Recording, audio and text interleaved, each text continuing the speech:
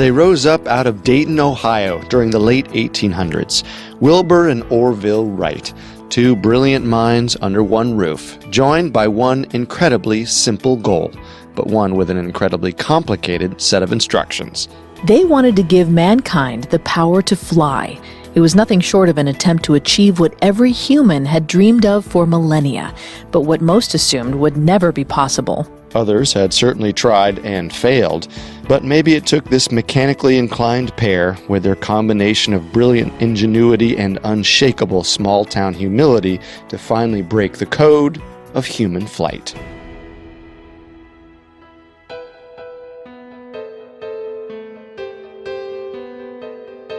Hi, I'm Vanessa Richardson. And I'm Carter Roy. Welcome to another episode of Historical Figures. Every Wednesday, we discuss a different person's lasting historical impact, unique personality, and impression on the world around them. Our audio biographies cover big lives and big events, and theirs may be one of the biggest contributions to progress in the history of the world.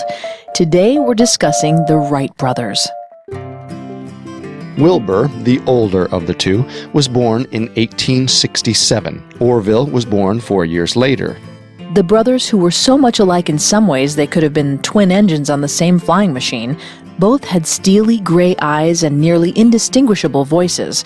Both loved music, and both savored hard work. They were incredibly demanding of their own skills, and both loved nothing more than to spend hours upon hours standing at their shared workbench, tackling any of a number of self-imposed mechanical problems. But they weren't carbon copies.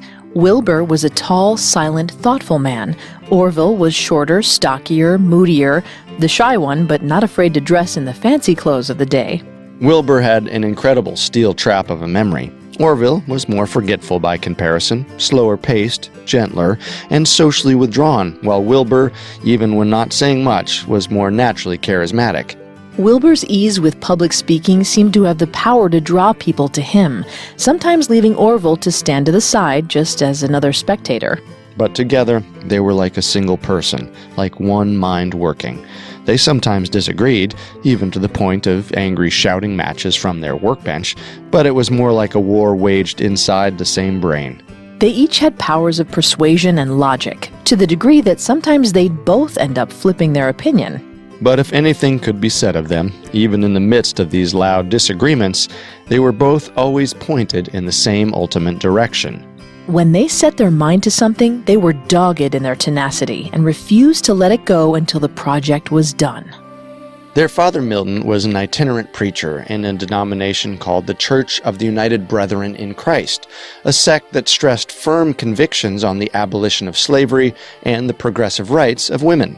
Milton, often referred to as the bishop, was a generous man, one of rectitude and purpose, traits he got from his own frontiersman father and which were passed straight on to Wilbur and Orville. The bishop was an opinionated man, not afraid to stand up for what he believed, yet a liberal enough father to allow his children to expand their minds with books during what can best be described as perpetual independent study. Homeschooling, 1800s style. Their mother was a loving, intelligent woman named Susan, who sadly died of tuberculosis in 1889 when the two were still young men. She was convinced they'd make something of their constant tinkering someday, and was fond of storing their ad hoc mechanical creations along the shelves of their home. Milton's dedication to his church service kept the family moving in the early years, traveling around the Midwest as the need for his planning and attending conferences continued. But you have to wonder, in the midst of all this moving around, where the whole airplane thing came from. Well, Wilbur and Orville told the story themselves of how they first became fascinated by the idea of flight. When they were boys, the bishop sometimes returned from his itinerant travels with a gift in hand. Once, when the boys were 10 and 6, he came into the house and tossed some hidden object into the air. To the boys' amazement, the object didn't fall back to the ground, but hovered across the room. Soon it hit the ceiling until it finally fluttered to the floor. It was a little toy known as, of all things, a helicopter, but which they called a bat. It had a light frame of cork and bamboo covered with paper, which formed two screws driven in opposite directions by a simple system of rubber bands. They were instantly fascinated by it, but in the hands of small kids, it didn't stand a chance. Especially two boys with their preternatural sense of curiosity. They basically studied it till it broke. Not to worry, though. The ingenuity gene kicked in early with these two, and they began building more helicopters for themselves. Of course, bigger is always better, right? So everyone they made was bigger than the last. But any physicist will tell you what the boys had to discover for themselves. The bigger the object, the more power you'll need to make it fly. Well, when they discovered that just doubling the size of the helicopter required 8 times the power, they gave up and went back to their beloved kites. I guess flight would have to wait. Seems like most stories of great people have some turning point, some singular moment that, if it didn't happen, they might not have ended up on their track toward greatness. One of those moments for the Wrights happened fairly early, 1884, when the boys were still in school. By then, they'd settled back in Dayton for good. It was Wilbur, Orville, Mom and Dad, and the youngest Wright, Catherine, who was born 3 years after Orville. Wilbur was 17 and already quite the young scholar, extremely good at every subject, and already declaring his intentions to go to Yale. But then the unexpected happened. He was playing ice hockey with some friends when he was struck deliberately in the face with a hockey stick. He lost most of his upper front teeth. He was fitted with false teeth, but that was only a cosmetic fix. The excruciating pain in his jaw and face could only be cured by time. The boy who did it was younger than Wilbur, but much larger, and was known as the school bully. His name was Oliver Huff, a boy who infamously grew up to become a serial killer with over a dozen murders to his name, including members of his own family. For Wilbur, the attack and the pain it caused led to a great deal of anxiety, a lingering digestive issue, and the end of any talk of going to Yale. He fell into a long and dark depression. Where he once talked only of himself and his plans for further education, he now turned his attention to his ailing mother, who by then was entering the final stages of tuberculosis. When he wasn't at his mother's side, though, he continued to teach himself by eating up every book in his father's well-stocked library. He became a reclusive young man whose powers of focus would grow formidable with time. That focus, combined with his insatiable curiosity and the willing company of his younger brother Orville, was the key driving force of all of the Wrights' future endeavors.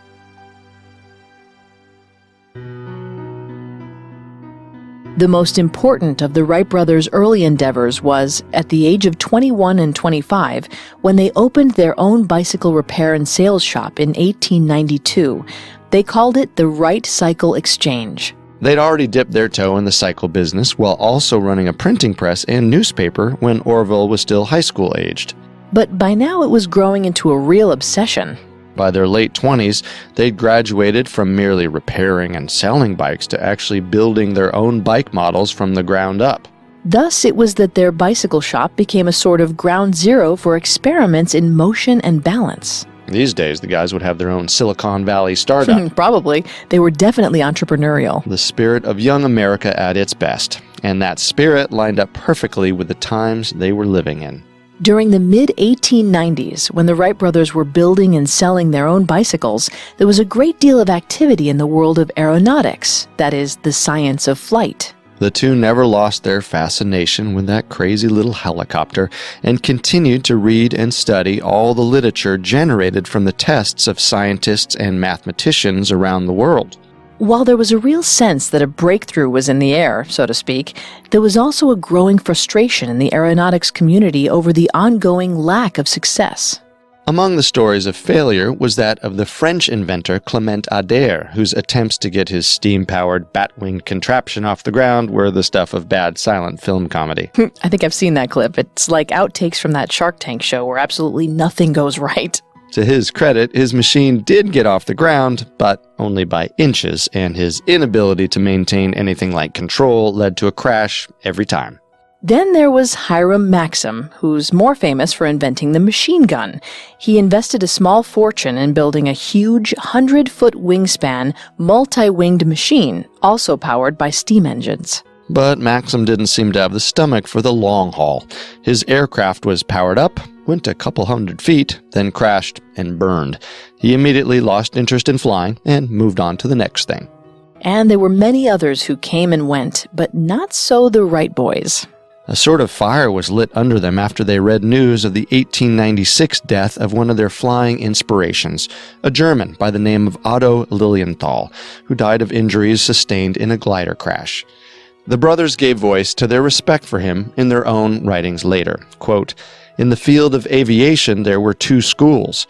The first, represented by such men as Sir Hiram Maxim, gave chief attention to power flight. The second, represented by Otto Lilienthal and others, to soaring flight.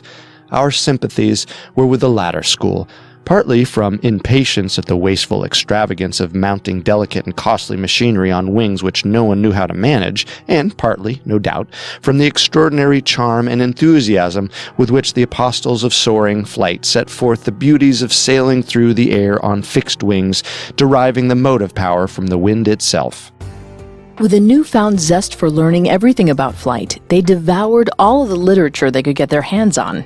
These readings gave them a thorough understanding of the nature of the problems inherent in flying, and a feel for all the ways it can go terribly wrong. To quote Wilbur, "All of the great missionaries of the flying cause infected us with unquenchable enthusiasm, and transformed idle curiosity into the active zeal of workers." The boys had clearly approached a point of no return with their obsession with flight. Exhibit A was the fact that they turned the upstairs of their humble bicycle repair shop into a busy two-man aeronautics laboratory. Exhibit B, they began to funnel every last cent from their bicycle sales into funding all of their research and experimentation in flight. Over time, they came to many conclusions merely by reading, thinking, and debating aloud. For instance, many scientists at the time had thought the best way to stabilize a glider was by the operator on board shifting his body weight. But the Wrights thought that there would be too much random wind coming at the operator from too many directions to always shift quickly enough. They felt confident that the better way was to give the operator the ability to alter the tilt of the wings. They went so far as to create their own glider, at this point simply to have a physical object to refer to. This definitely counts as Exhibit C. Their deep daily interest had turned into full-bore obsession. On their machine, they attached a cord to each end of both wings, allowing the operator to turn the craft in midair. Also, they applied the theories of 18th century British engineer George Cayley, creating their wings with a slight asymmetry, what folks in aeronautics call camber. This means that the front edge of the wing, the edge that pushes into the wind, has a curved bulge that then tapers toward the back edge. Cayley said that this shape would diminish the air turbulence that's created on the top surface of a completely flat wing. But by 1900, the brothers had to admit this was all just theoretical. They knew they couldn't just sit on theories anymore. They had to start testing them. But if they were going to do any actual flying, they also knew they'd need a windier location than Dayton. As matter-of-factly, as if you were writing a note to self, Wilbur sent a letter to the U.S. Weather Bureau asking where a good location might be to fly their glider, and they suggested the Outer Banks of North Carolina. So again, on their own dime, they set up shop on the edge of the Atlantic Ocean, their homemade glider in tow. There they spent a good deal of their time simply standing on the beach watching birds fly. The locals must have thought they were nuts. They were there, in the suits they wore every day, no matter what, staring up intently at birds flying overhead. What they were looking for were the birds that could stay aloft without flapping their wings. After some intense but very weird study, the men could imitate with their arms almost every movement of a bird's wing.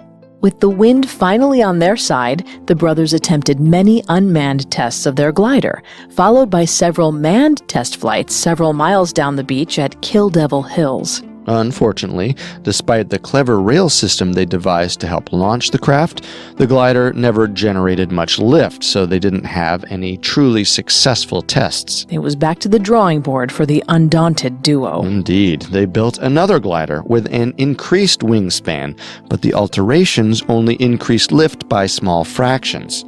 All of this so-called failure was certainly not for lack of trying. It was 1901, almost 2 years had now been devoted to the pursuit, and when they looked deep into the data to figure out where the problem was, it was one of those forehead-slapping moments. We've all had plenty of those. Well, theirs happened back at the bicycle shop turned laboratory, where they built a 6-foot wooden wind tunnel.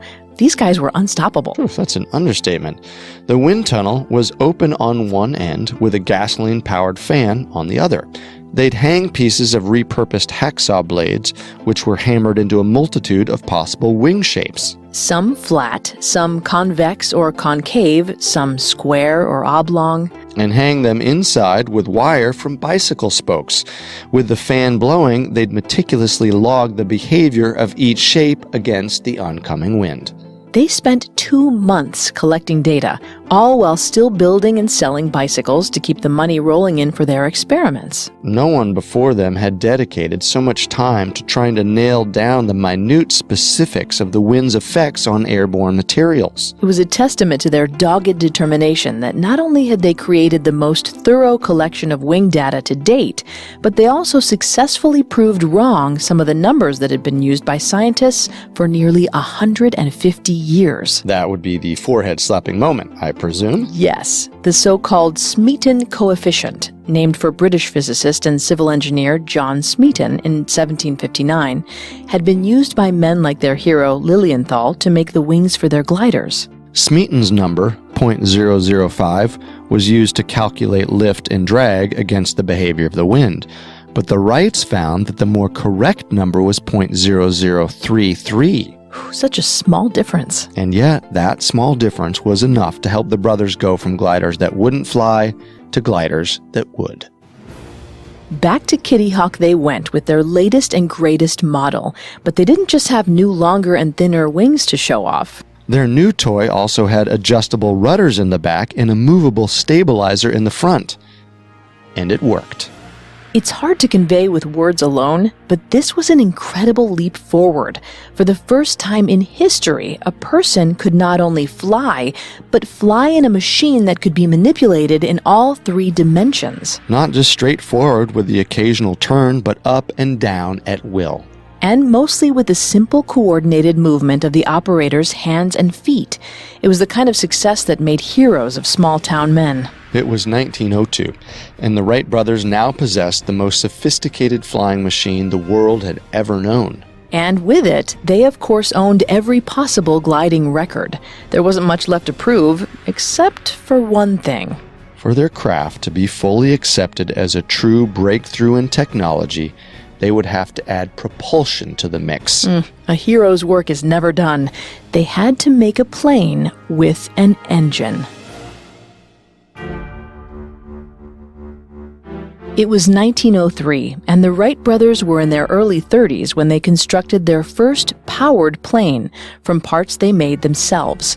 Spruce framing, 2 wooden propellers, muslin-covered wings, and of course, the newest accessory, a custom-built 4-cylinder gasoline engine. We'll say goodbye to clean and quiet coasting along cushions of air, say hello to loud and sputtering engine grit and grease. The future was calling. They were back at Kitty Hawk once more. They made 4 flights on that remarkable day of December 17th, 1903. The first test was flown by Orville for a scant 12 seconds and just over 120 feet. Well, nothing to write home about, but enough to encourage further tests.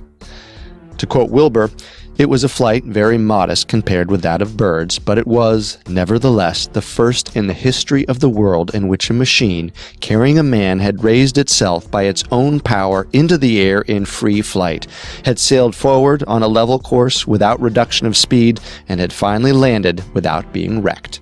The second flight that day was by Wilbur, who went 175 feet.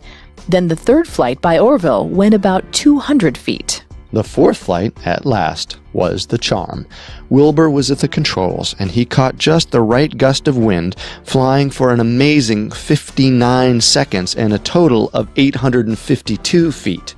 The landings for each ended with a wingtip touching a bit of ground, so there was some substantial damage. Well, they took it back to the hangar, where they set about fixing it, when a huge gust of wind pulled the machine up into the air. Some men, including a Mr. Daniels, attempted to rescue the plane from the wind. Quoting Orville, Mr. Daniels, a giant in stature and strength, was lifted off of his feet and falling inside between the surfaces was shaken about like a rattle in a box as the machine rolled over and over. He finally fell out upon the sand with nothing worse than painful bruises, but the damage to the machine caused a discontinuance of experiments. But no wind-induced damage could wreck their spirits. The day had been a huge success, one that was worth writing home about. The brothers immediately sent a telegram from Kitty Hawk back to their father in Dayton that very day. And father was proud, too. He sent the telegram to the Dayton Journal, but the news was overshadowed by reports of a Zeppelin that had flown for 60 miles. It's hard to imagine, but their incredible news failed to bat an eye. Over the next month, a few other papers picked up the story, but they were by then filled with all kinds of misinformation. A report in the New York Herald said the flight had been for 3 miles, and that a fan or propeller beneath the machine had helped it stay aloft. Exaggerations, to say the least. And this is how one of the major moments in human history almost got lost in the shuffle. By this point, the brothers had conquered the biggest issues, and now knew they wouldn't necessarily need the strong winds, soft sands, and high hills of Kitty Hawk to do further testing. So, that same year, they wrapped up operations there and moved back to Dayton, where they rented a large field called Huffman Prairie, 8 miles from their home. The man who owned the land, Torrance Huffman, said they could use the land rent-free as long as they didn't bother the cows. Now, the field wasn't some secluded area used in hopes of keeping the mysteries of flight secret. In fact, there was a trolley depot directly adjacent to the land and thoroughfares just to the west and south. It wasn't the most ideal spot, with some tall trees, power lines, and fences, but it was convenient to home, so it was good enough for them. There, on the newly acquired land, they built a small hangar to house the plane, essentially inventing the world's first airport. Working now in the late spring and summer of 1904, the air was less buoyant, so they needed more power to get the plane off the ground. They used the same rail system as at Kitty Hawk, but needed something sturdier to help launch the plane off the ground, so they devised a tall tower from which a heavy weight could be raised and lowered. As the weight lowered, it engaged a system of pulleys that were attached to the front of the plane. The plane was then pulled down the rails at a much greater velocity than simply sliding down the rails, as had been the system at Kitty Hawk.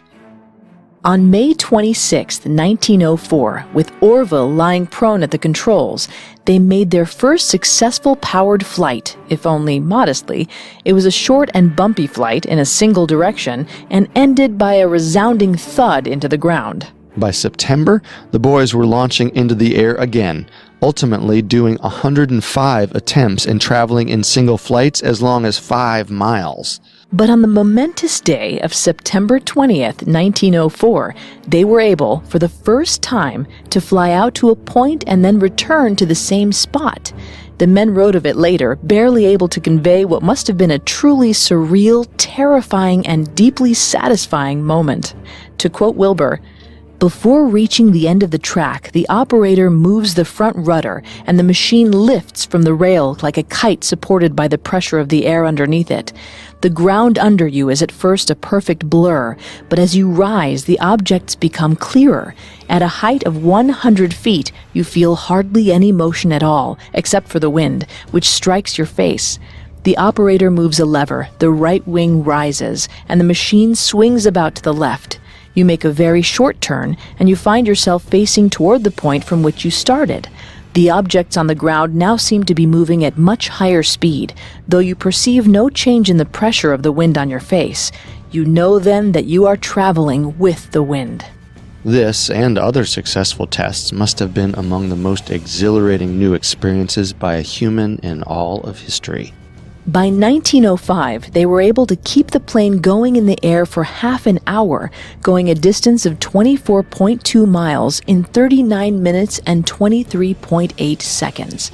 They did straight lines, circles, figure eights, and all punctuated with a perfect, damage-free landing. You have to wonder, in the grand scheme of history, if the lackluster dent they made in the 1903 news cycle, just a year before, wasn't perhaps a boon for their creativity.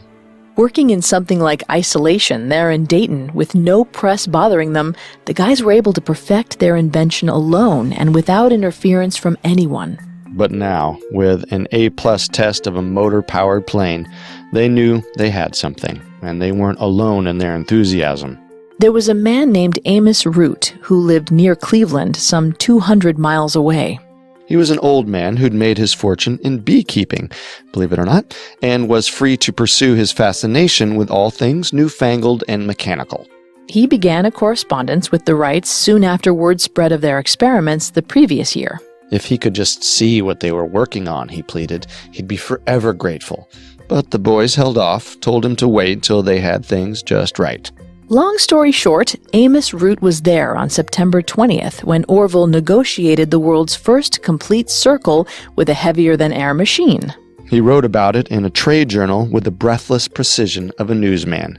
To quote him, "When it first turned that circle and came near the starting point, I was right in front of it, and I said then, and I believe still, it was one of the grandest sights, if not the grandest sight of my life." This experience made Amos Root a true believer, if not a prognosticator. He concluded his essay by saying, quote, "These two brothers have probably not even a faint glimpse of what their discovery is going to bring to the children of men." Well, they must have had some idea. Feeling certain they had something with real applications for the military, they asked to set up a demonstration with anyone in the government who'd listen. It's bizarre to think about in light of the century of warplanes that followed, but at this point the War Department had zero interest, basically shooing the brothers away like precocious children. But, predictably, the two never slowed down their work. They kept on moving forward. The overtures to the U.S. military continued through 1905 and 1906. Finally, a breakthrough came when Wilbur met Frank Lamb, a lieutenant in the U.S. Army Aeronautical Division. Lamb was a big supporter of the Wright brothers' efforts to date and was able to arrange a presentation of their latest flyer to the U.S. Board of Ordnance and Fortification. The board was impressed and commissioned a new flyer, but it had to meet a specific series of guidelines. Military specifications included the requirement that the craft be light enough to be transported on a normal military wagon, that it carry a passenger in flight as well as the pilot, and that it fly for at least an hour. The guys never flinched. If that's what they needed to do, they would, and they'd do it with the same deep concern for exactness that had guided them to this point. It took some time, but by 1908, they created a machine that represented two huge new milestones.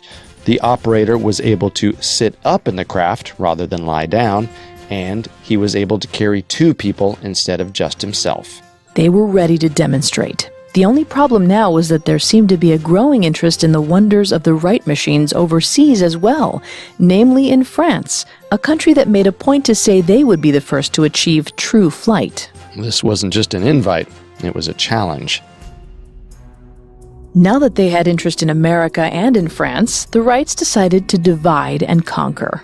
Orville would stay in America, giving successful demonstrations for the U.S. military reps in Fort Myer, while Wilbur showed their pride and joy off to the French. So they shipped a plane to France, where it stayed locked up in customs for months while Wilbur sought out the perfect place for his exhibition. Finally, Wilbur chose Le Mans, an already established racetrack about 100 miles south of Paris. He set up a shack where he stayed, alone with the airplane they'd kept in customs, and he worked to retool the plane, which, to his deep frustration, was now in shambles. No one knows if it was just careless custom agents who broke many of the plane's ribs while stashing the plane, or if it was malicious vandals sent to divert the Wrights' fair claims. What was also unknown was how long it would take Wilbur to make the repairs necessary for a proper demo. It at least took long enough that the French press began mocking both Wright brothers, calling them le bluffeur. Many in Europe were intrigued by the Wrights' claims, but few fully believed anything would come of them.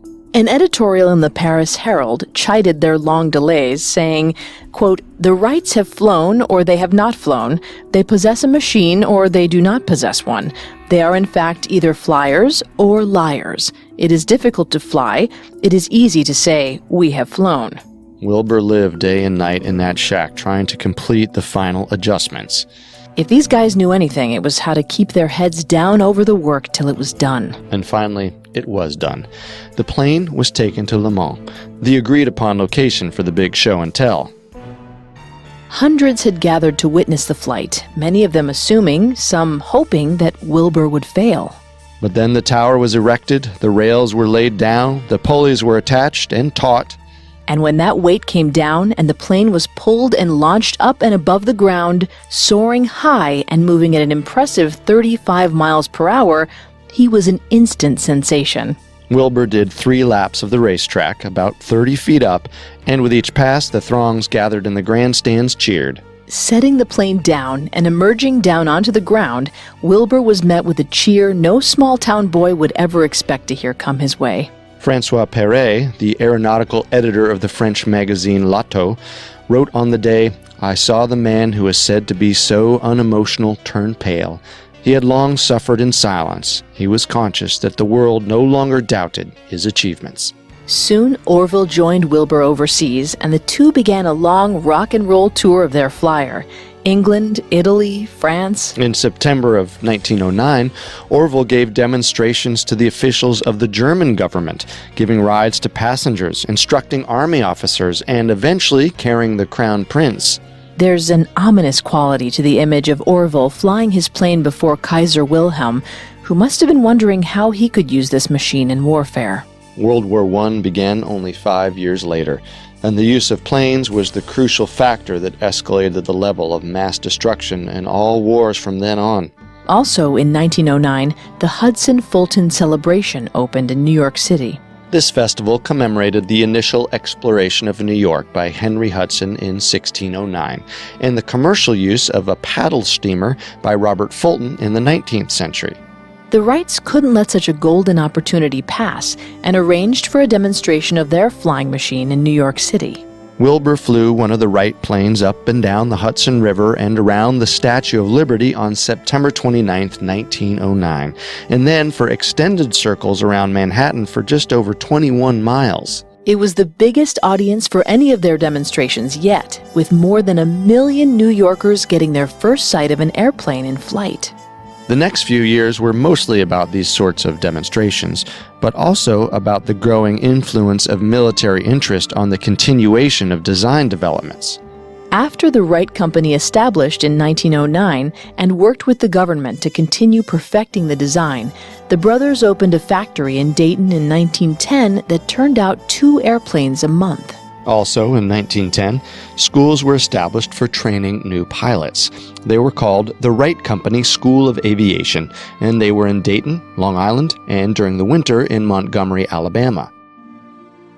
The one great tragedy of the Wright brothers was the overwhelming fatigue both experienced handling the many lawsuits that rose out of patent arguments. The few years after their great demonstrations in America and Europe were bogged down with handling the ins and outs of their very successful company, but also wielding lawyers against claims of infringement.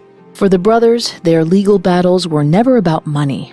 Their government contract made the Wright family among the wealthiest in Dayton, and by the time of Orville's death, long after Wilbur's, he was worth over $1 million. That's over $24 million in modern dollars. But for Orville and Wilbur, it was all about reputation. Who actually invented motorized flight? They knew the hours, the years they spent perfecting their original inspiration, and spent every day defending it in one way or another. Wilbur said, quote, "When we think what we might have accomplished if we had been able to devote this time to experiments, we feel very sad. But it is always easier to deal with things than with men, and no one can direct his life entirely as he would choose." A poignant choice of words. No one would have chosen for Wilbur, only 45 years old in the year 1912, to contract a fatal case of typhoid fever. So overworked and exhausted, especially being the one to handle business overseas, he must have become susceptible to the disease. On Memorial Day, May 30th, 1912, Wilbur died at the family home in Dayton. Orville continued to pursue the perfection and advancement of airplane design for a time. Over the next several official designs, he created a triangular float attachment for planes flying over water. He also dropped the design from 2 propellers to 1, built an enclosed fuselage, and increased horsepower and speed. But eventually, Orville felt the need to power down, and he sold their company in 1915 to pursue a quieter life. He donated their 1903 Kitty Hawk Flyer to the Smithsonian, and in 1944, he made his final flight in a Lockheed Constellation from Riverside, Ohio to Washington, D.C.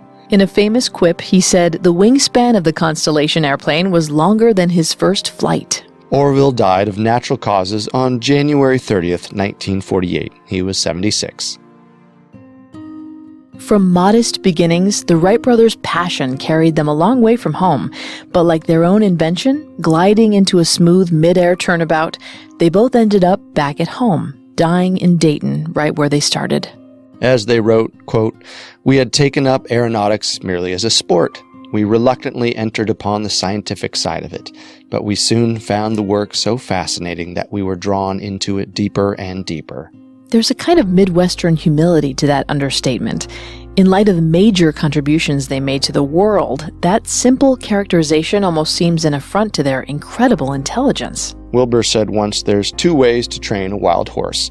You can sit on the fence and take exceptional detailed notes on the horse's behavior and then go write an essay on it, or you can get on that horse and ride it."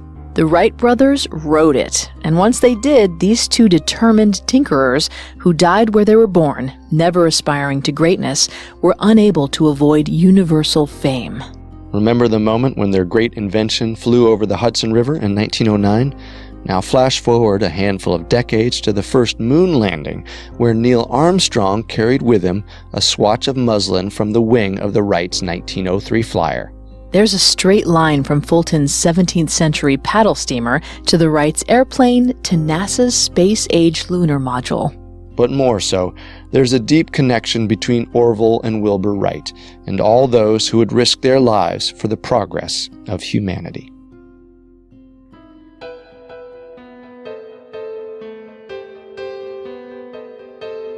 Thank you for joining us for another episode of Historical Figures. A new episode comes out every Wednesday, so don't forget to subscribe to Historical Figures on iTunes, SoundCloud, Stitcher, Google Play, Spotify, or your favorite podcast directory.